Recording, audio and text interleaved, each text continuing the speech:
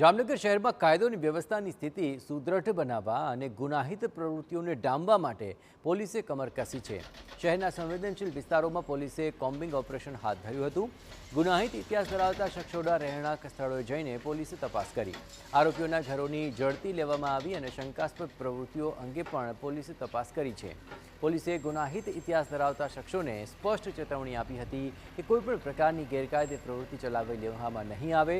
કાલાવડ નાકા નજીક આવેલી ગેરકાયદે મકાન પણ પોલીસની હાજરીમાં ધરાશાયી કરવામાં આવ્યું।